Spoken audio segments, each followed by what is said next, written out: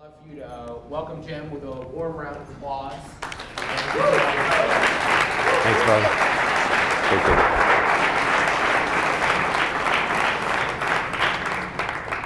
you. Better do the duty I'm supposed to do, which is turn the mic on. So how many of you guys this is your first time? Great. So thank you for being here, and I'm excited to be able to share with you tonight. And truthfully, one, it's just incredible to see men come out on a night to be here. And so what I want to do is just give you a little bit about myself, and I've got some things I want to share with you. Kind of theme I'm going to talk about tonight is kind of unexpected. Anybody ever have anything unexpected ever happen in their life? Anybody in here? About 5 of us? Okay. The rest of you guys, you're just too young. It will happen, believe me. So, so let me just, I grew up in Michigan. My mom had 3 boys. When I was 5 years old, my dad left. And my mom actually had to have my younger brother go stay with my aunt and uncle for a year. And so, you kind of go through this whole thing of, at least I did, when your dad leaves, why would he leave? And so truthfully, for almost all my life, and I'd even say still to today, the way you overcome your dad leaving is you perform. I performed. If I perform at a high enough level, maybe he wouldn't have left. And so you end up taking your life down a path that says, I don't want to be hurt again, and so the way I'm not going to be hurt again is do that. So my mom remarries a couple years later. I grew up in Michigan. As I said, I went to school, played tennis. Actually was a state champion in tennis, not because I was that good. I just worked harder than everybody else. And then went to college for about a year and a half and didn't have any money. And went to work for General Foods. Ended up marrying my high school sweetheart. And about 3 years later got divorced. And which I knew wasn't what God wanted for me. And so I went through a pretty tough time where I just believed God could never forgive me for having gotten a divorce. And so finally, fast forward, I spent 16 years with General Foods, ended up marrying my wife and Dinah. We have 3 daughters, 6 grandkids. We've been married 37 years, so God could give me a second chance. And I really did finally believe that he could forgive me. And so I worked for General Foods for 16 years in Post cereals. Anybody ever have any cereal from Post cereals? Yep. Right across the street is Kellogg's. And General Foods was incredibly good to me. I went to school 8 years at night. That's how I finished college. So one of the most unexpected things is that I would ever be in front of people speaking. My mom was a waitress and my dad was a truck driver. And I was the oldest of 3 boys. And so from our time in Michigan, Dinah and I moved to New York, where I worked there at the world headquarters for General Foods in White Plains for 2.5 years. And then I spent 6 years in Jacksonville, Florida, running the largest coffee plant in the world in Jacksonville. How many have been to the Georgia-Florida game in here? I figure we probably have a few Georgia fans. Yes. So as you go to the game, you can always smell the coffee plant that's right there. I ran that for about 6.5 years. And then we moved to Atlanta about 25 years ago. I worked for Frito-Lay and ran operations for Frito-Lay and then was with Honey Baked Ham. And then CEO of Randstad, the Dutch staffing company. And traveled back and forth to Europe every month, which sounds glamorous till you do it. And when you get on a plane and the waitress, or the stewardess, oh my gosh, good thing there's no women here, I'd be dead. Boy, that's Freudian right off the bat. Serious trouble.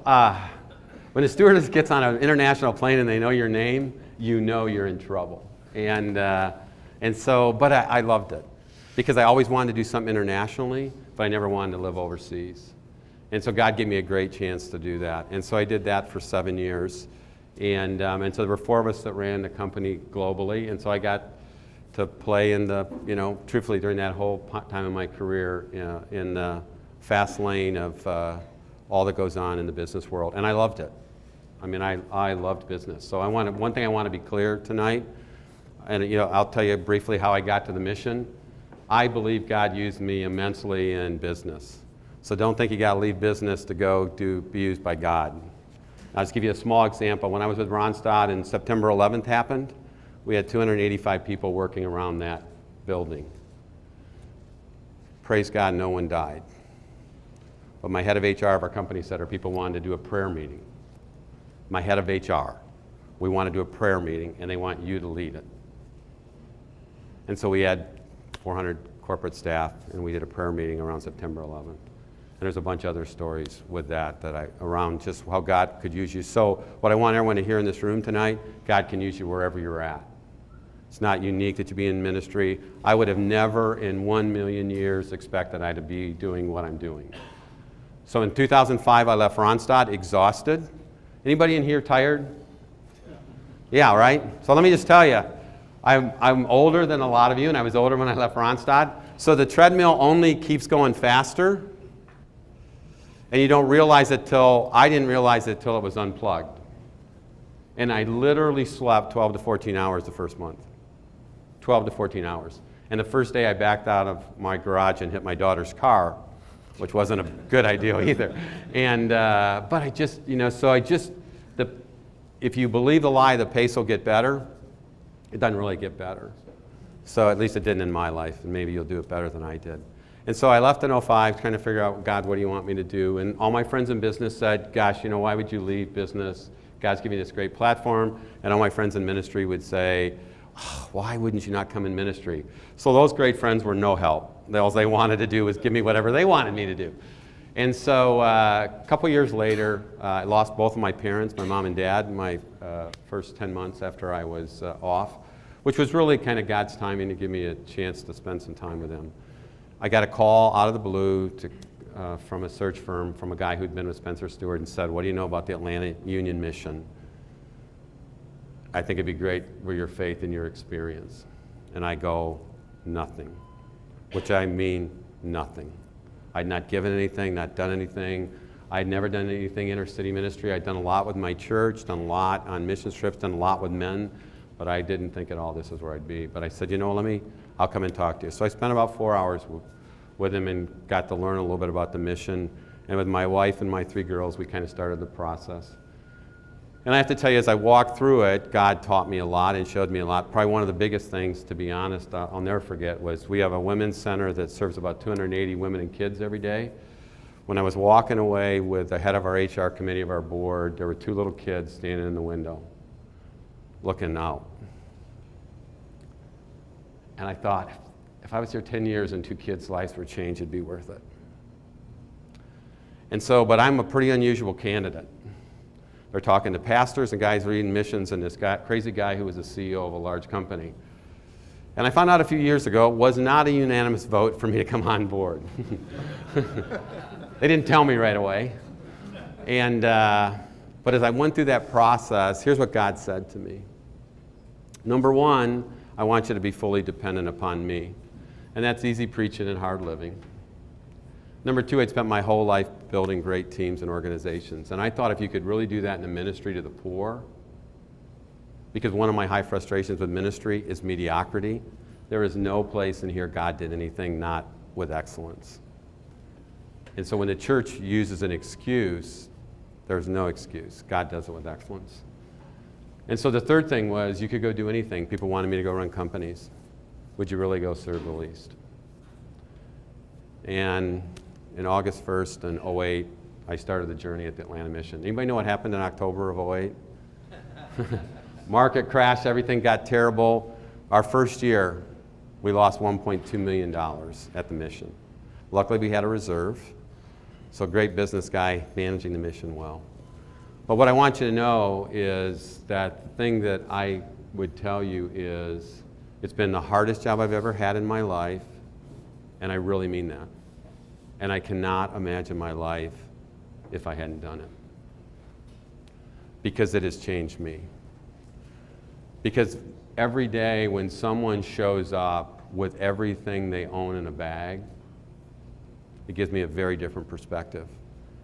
Because I got a lot of bags to be filled for all my stuff. And so, that's what got me to the Atlanta Mission.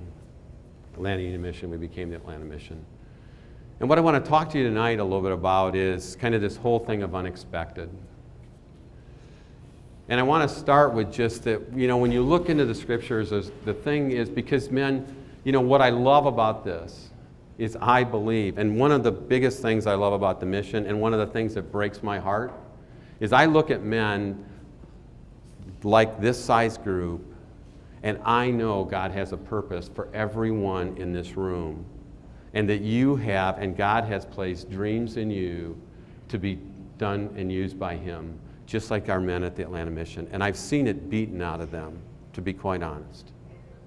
And they don't believe they could ever do it again. And they don't think it's possible because of the mistakes they've made, or something that's happened in their life, or they're not good enough, or you name it. Just like some of you probably in the room tonight. My guess is somebody in here has made a couple mistakes. I know I have. But when you look at when Christ came, you know who He was with all the time?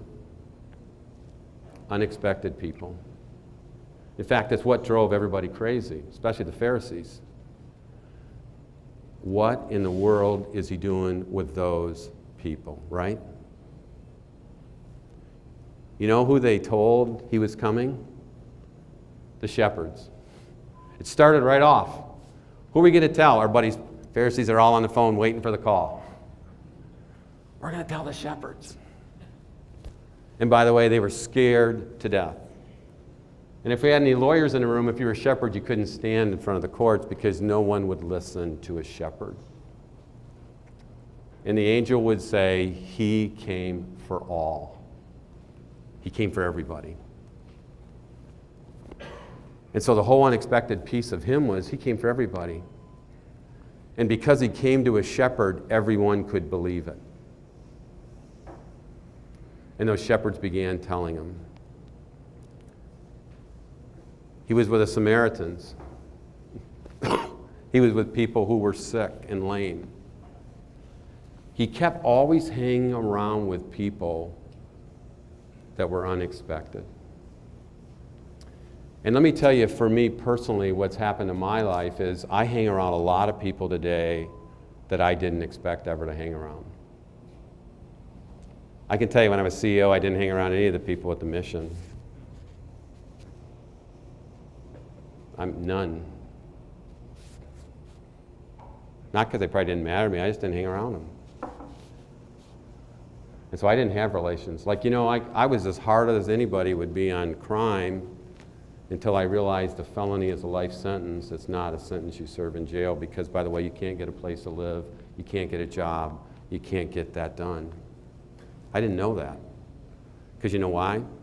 I didn't spend a lot of time with felons before. But those unexpected relationships began to teach me. And I began to learn. And God began to show me things.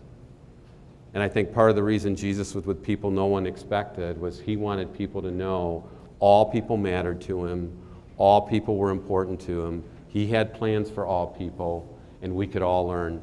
I totally believe God could get rid of the poor tomorrow. They're here for one reason, us. Because I know Jim Reese needs them. And so when you look through the scriptures, you just see all this unexpected stuff. And then I look at my life. Who in your life is unexpected that you're with?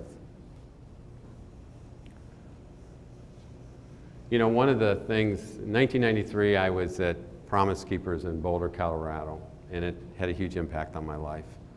And one of the things the Lord said to me then, which was like, I have no idea why you're saying this, was this question about racial reconciliation.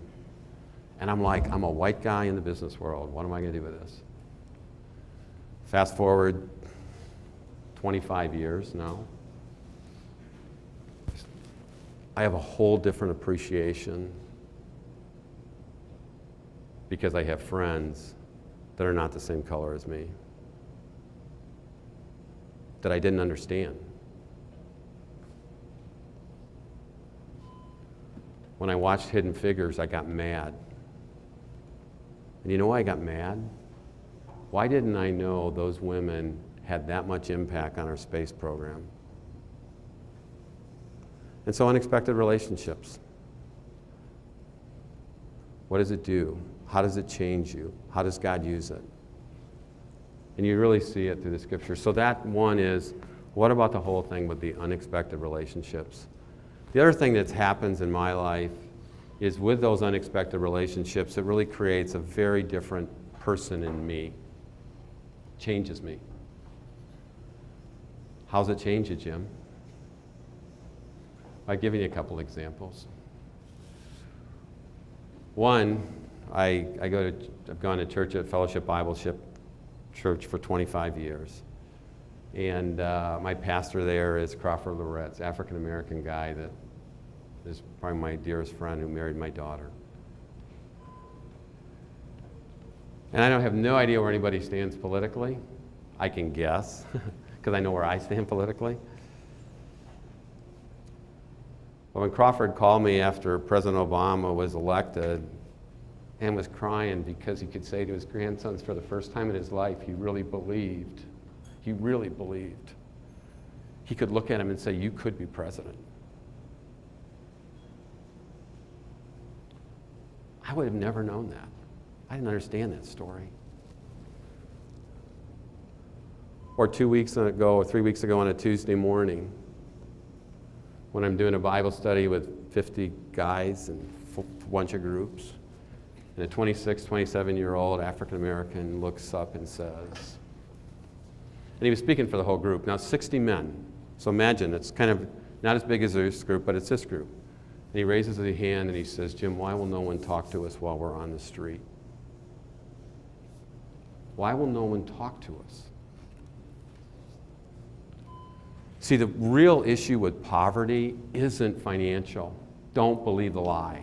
It's not financial. It's relational poverty. No relationships. And you know, when he said that to me, it literally broke my heart because he was so incredibly sincere.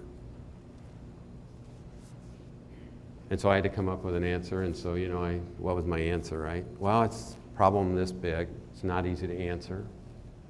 Here's what I do know, is I can't change anybody else, but I can do something different myself. What if we start talking to each other? What if you talk to each other, and somebody sees you guys always talking to each other, and because they get comfortable because you're talking, they'll talk. Let's do that. And I left the room and went into an office and wept. Because it was a terrible answer. Because I'm thinking of all the problems he has, if he's going to have the courage to say that in front of a group. Now, I can tell you, I would never have ever realized how hard it is to be on the streets and truthfully to be poor and not know anyone would talk to me and what that would do to me.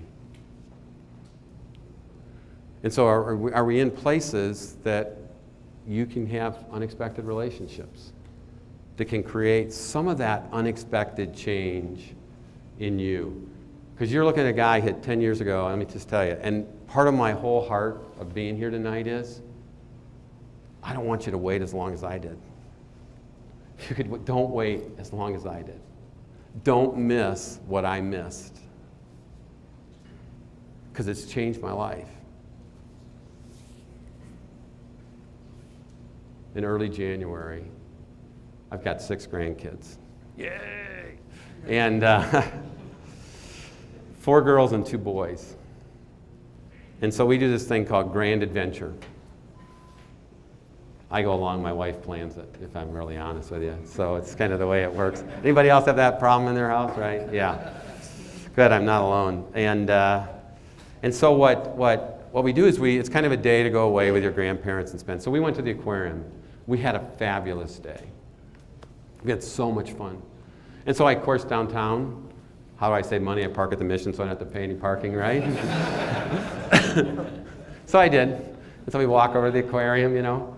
And by the way, the Mission, we got a discount on our ticket. I'm like, yeah, that's a pretty good deal. But I just timed it for our birthday. If anyone here doesn't know, if you go on your birthday, it's free. Does anybody know that? Only reason I know that is all of our clients, guess when they go to the aquarium? On their birthday, because it's free. Can you imagine? So you're in our homeless shelter, they get to go across the street on their birthday, big day, because they really love getting a chance to go do that. And by the way, the aquarium does a lot more for us than that. But so we spend that time with Owen and Eli. Owen's my 6-year-old. And then they did the Sky Loops, Ferris wheel, whatever it's called, downtown. They did that. I didn't. I'm scared of heights. So just be courageous and tell you all that. I really was taking the pictures, but I was scared of heights. And so we come back to the mission, and it's probably about 3:30. And there's about 15 guys that are kind of lined up. It's a cold night. It's a very cold day. Wind's blowing like crazy. And they're coming in to spend the night. And my grandson looks at me and says, Papa, do those guys not have a place to stay? Papa, are those guys homeless?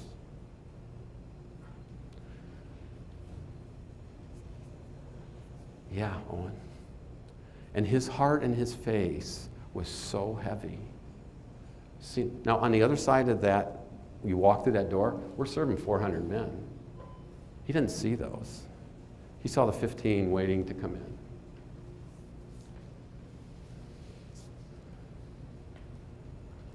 And my little grandson had this unbelievable heart of why they didn't have a home. And what was that going to be like? So, unexpected relationships, creating unexpected change. And then finally, unexpected grace.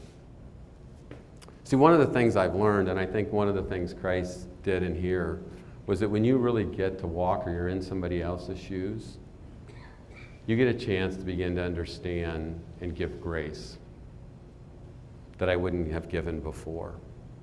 Like, I'm going to tell you, I wouldn't have given much grace at all to someone who had a felony over a drug issue until you find out there are 3 kids in a car, they're 18, one of the guys is in the back seat, and he goes in. No, he shouldn't have been there. I get all that. But you know what it cost him? Or, when you're with our women and kids, so we probably have 75 or 80 kids that are spending the night with us tonight. 60% of our kids will have been sexually abused already. Gives you a whole different grace when you see people struggle.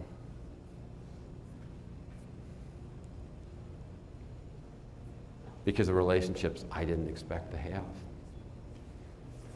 Or when you watch a mom trying to figure out how to be a mom because she never had a mom. Gives you unexpected grace. And so part of my challenge to you is, where are the unexpected relationships? They can be at work, they don't have to be there. There's probably people at work that if you even had a relationship with them would be different for you. I'm totally convinced it would change you. And I'm totally convinced it would give you an extra grace. And, you know, what I want to close in and then take questions is one of the most unexpected things that took place in the scriptures might be something that needs to take place here tonight for somebody in this room even. There was a guy named Saul walking down a road, and out of nowhere, something happened. Jesus called him. Who are you, Lord? Christ. Now remember, this is the guy who's killing Christians, doing all that, not in a good place, walking down the road. And what happens? Bam. He meets Christ on that road. Truly an unexpected relationship for him. He didn't expect to meet him. His eyes would go blind. He couldn't see for 3 days. He'd go into the city. There'd be the guy who'd take care of him who says, you know who this guy is? He kills people like us. Yeah, bring him in. He'd become baptized, be a follower of Christ, and his name would be changed, and a huge portion of this book would be written by him. And he would serve him much of his life out of prison and would be used by God to create unbelievable churches. Who here tonight might be walking down a road? And maybe you're walking down that road because you don't want to see him. You might know about him just like Saul knew about him. Maybe you're afraid. I don't know. His life was never the same. My life was never the same. God really has a plan for you. And maybe you don't believe, like I didn't believe, you're worth loving. See, because I really struggled with my dad leaving. Anybody here's dad leave? Yeah, not unusual, right? Or maybe you had your dad stay and it wasn't any better. I don't know. But here's what I want you to know tonight, men. God absolutely loves you. He loves you more than you can imagine. And he has an incredible purpose for your life. That's why I love this whole thing. He's got a purpose for you.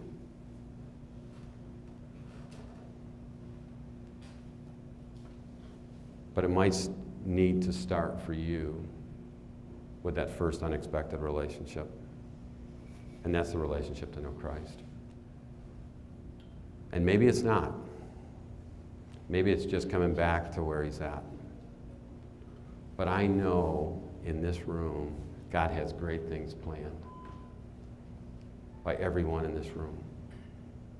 So, thanks for listening. I'd love to take some questions. And any questions? Anything's fair game. Not to be confused that I'll have great answers, but I will. Yeah. Before the mission, do you have any unexpected relationships that you would think that had an impact for you? Yeah, that's a great question. Yeah, so I've been in a small group with two guys for 25 years. And if you would meet the two of them and me, you'd say we never should have ever been in a small group ever, let alone 25 years. And one guy's a sales guy who high D runs over people. The other guy's a pastor who actually started to walk through the Bible. And their unexpected relationships, one of the things we would do with each other is we'd go away once a year and we could say to each other one thing that we needed to hear, but we couldn't respond. And Bob said two things to me. One year he said to me, until you understand no one's going to unconditionally love you on earth except Jesus, you're going to always struggle with being accepted. Maybe somebody else here has that problem. It was right on for me. And number two, he said to me, until I knew this word better than I knew it at that point, God wasn't going to be able to use me as well as he wanted to. And that was in 1996, he said that to me. And there were others. I had great people in business. I was incredibly blessed in business with some people that were great leaders that shouldn't have. I had a tennis coach who helped me in high school. When I look back on my life, I will tell you the darkest time of my life, men, about a 3-year window, I mapped this out. Guess what I didn't have in my life? No other men. Men like being alone. Right? Yeah. Men like being alone. And I like being alone. And guess what? When you're alone, you talk to yourself. You tell yourself what you want to believe. You do all these things. I run from this book when I'm alone. So, yeah, that's the unexpected thing. So I just encourage you, men, get other men in your life. Those relationships have been the most pivotal. And you know one of the neatest things is? What it meant to my daughters. Which I didn't know. But it was a comfort. Yes? Yeah, so you talked about your I love prayer, and think about you said there's other opportunities where maybe just in line, so this, in a work environment, how do you portray that? I mean, that's something I struggle with. Yeah. Maybe I'm just taking that. It's a great question. Yeah, so so, one of the things is, first of all, here's what I learned. People watch you all the time. They're watching you all the time. Because what they're really trying to feel, especially if they think you're a believer, I've seen this before. So my family was important to me. So you know what I did? I was in my office every morning at 6 o'clock if I was in town. And I'd leave at 5:30 to be home for dinner if I was in town. And so what I saw was, one of the things is we would do training with our new employees every 2 weeks. So I would always kind of talk to people about my family, my faith, and how important work was to me. People pay a lot of attention to what you do. A very interesting story. A guy came to know Christ that worked for me, was baptized in our church. I did not know it, but because he watched me for 2 years. 2 years. So I don't underestimate the power of your testimony by how you live. It was funny when I was in Ronstadt because the Dutch and everybody, none of them were believers. The other thing that was crazy there, so every time I would be in a home in the Netherlands with one of my colleagues, the wife would always ask me if I wanted to pray. It was just funny because you come in there, okay, would you like to pray, Jim?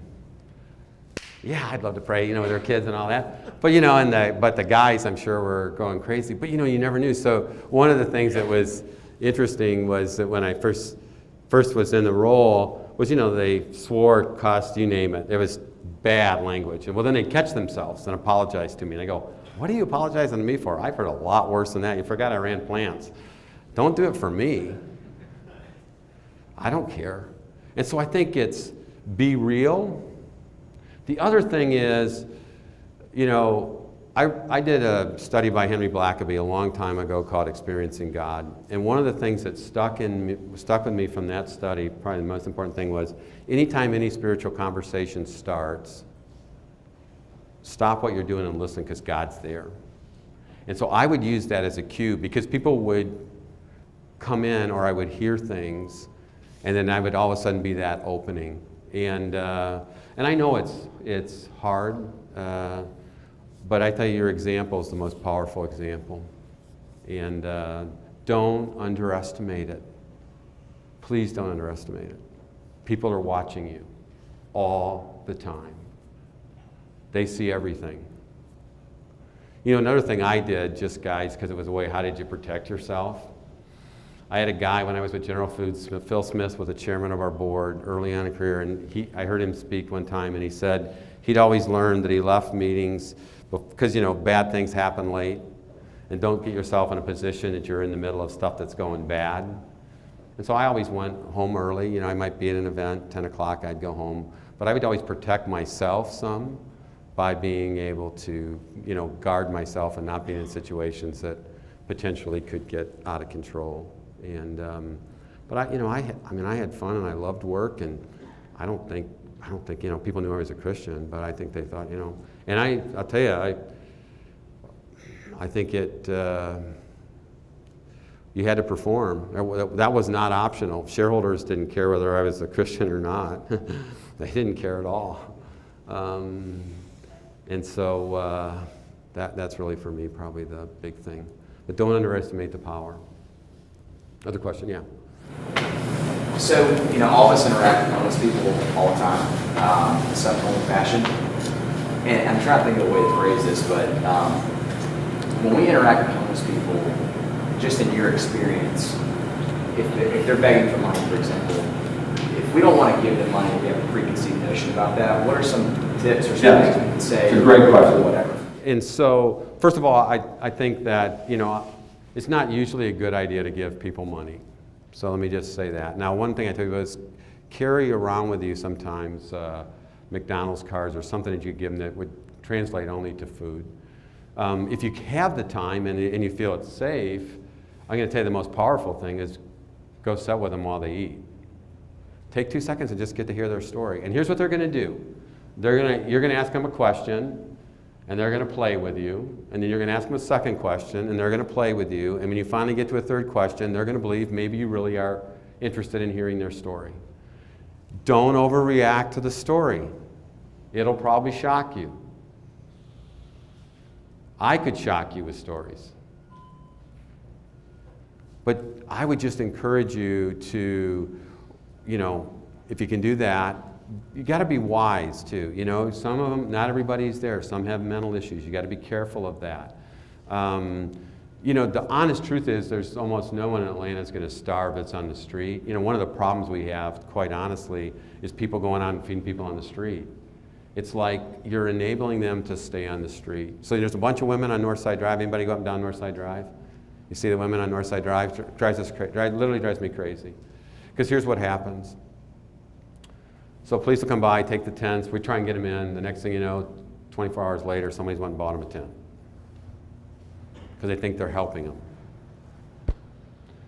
And so I would just encourage you to find that. Say hi to them, look at them. Don't be afraid of that. I think definitely, you know, say those things. But, and the only thing I say about money is, you got to do what the Lord leads on your heart. Because I've read tons of stuff, and I've given people money. I've given people $20. You know, break every rule. Because I feel like the Lord would just say to me, I need to do this right now. I'm not sure why. But I just need to do this. And I've heard stories of people whose lives literally been changed because somebody gave them $20. And they went and their life was changed and they came back and later. So, you know, I'm not here to play God. You trust what God tells you to do, but be wise. But, you know, the big thing is they don't believe they matter and they don't believe anybody listens. And nobody listens to them or talks to them. Yeah. Considering after every day of work, you go back home and you're with your family, you have a home cooked meal, and everyone that you're working with doesn't. How do you deal with that sense of, maybe call it guilt? Yeah, that's a great question.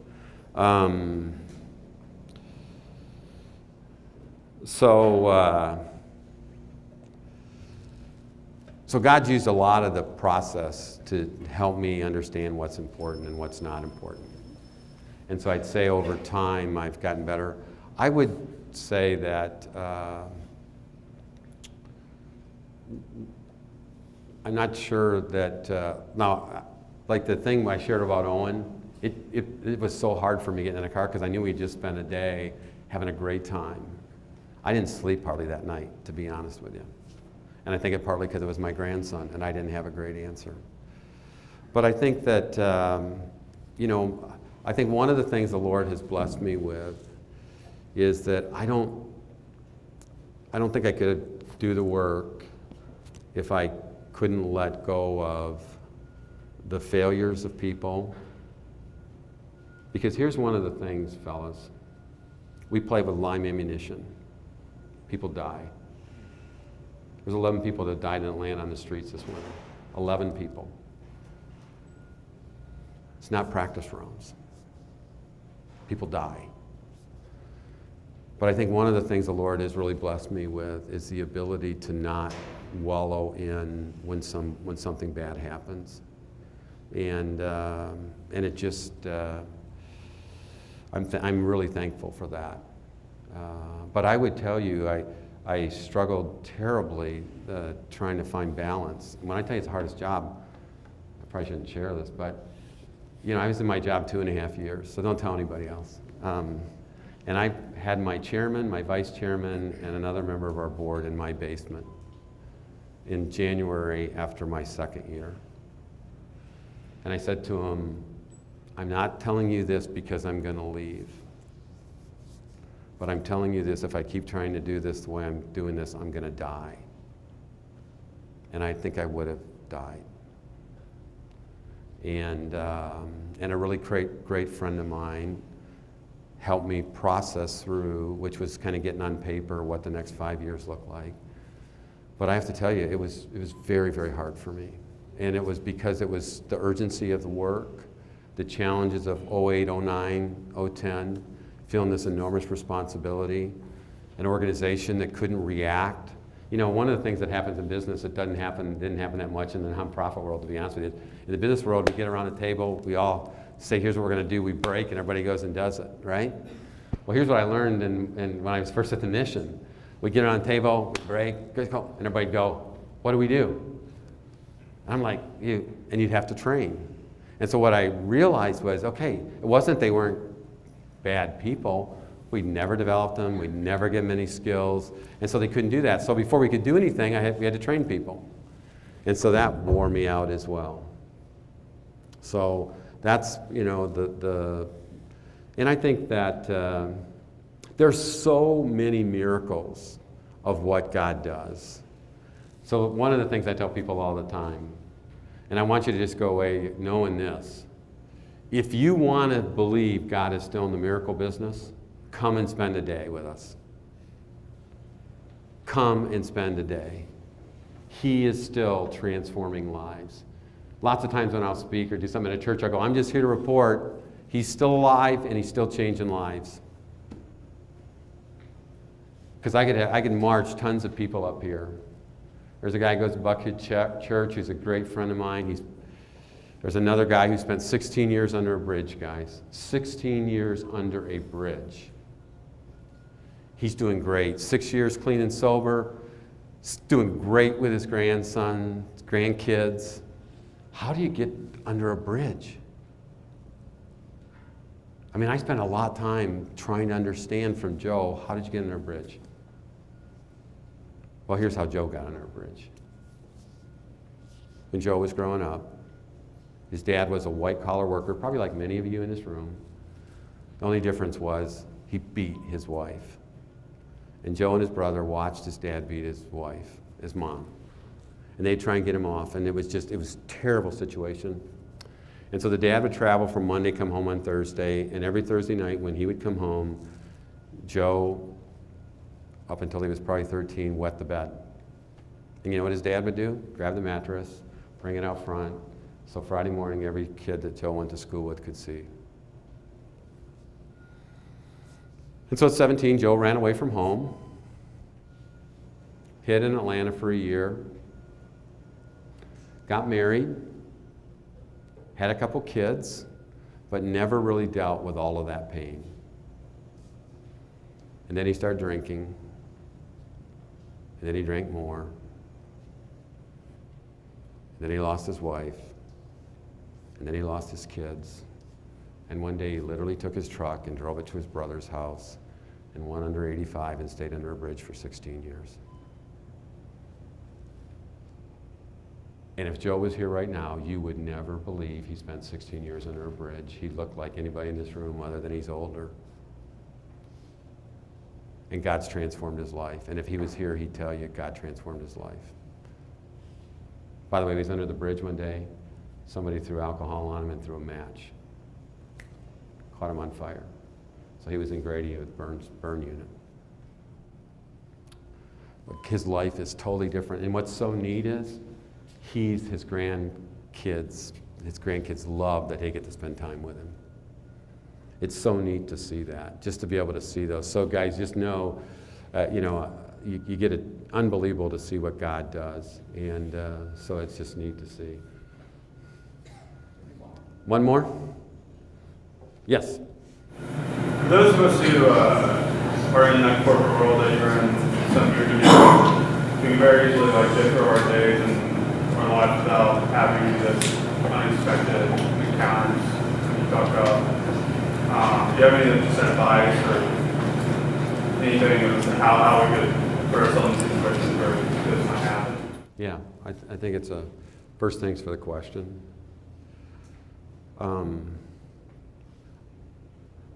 I would just ask yourself, are you around people that all look like you and or act like you? And give yourself a chance to be around some others. That would be one, just to learn. The other is,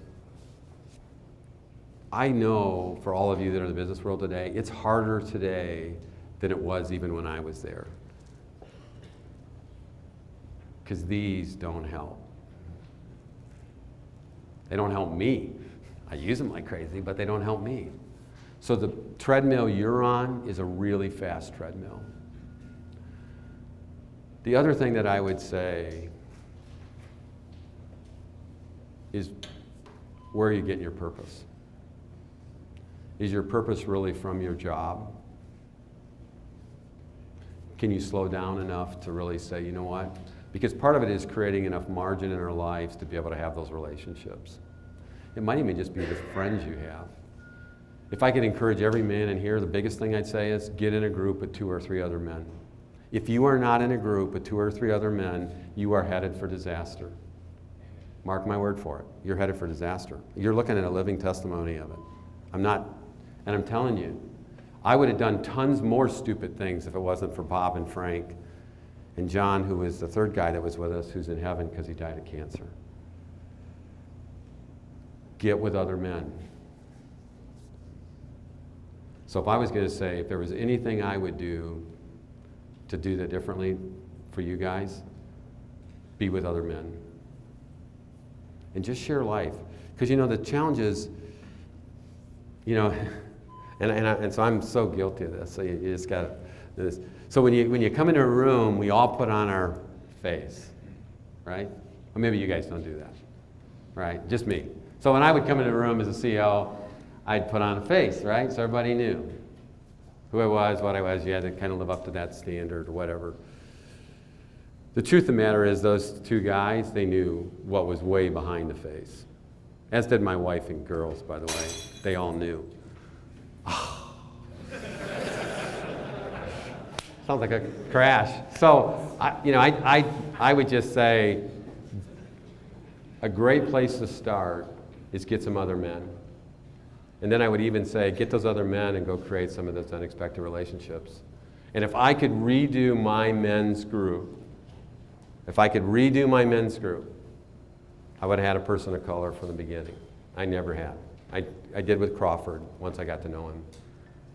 Because I'm going to tell you guys, I could spend a whole night talking to you about that.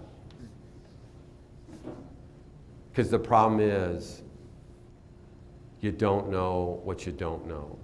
Because I didn't know what I didn't know. And when you hear the stories and you hear the history and you begin to understand it, it really gives you a totally unexpected change and a whole different world for grace. So. Awesome. Excellent. Thank you so much.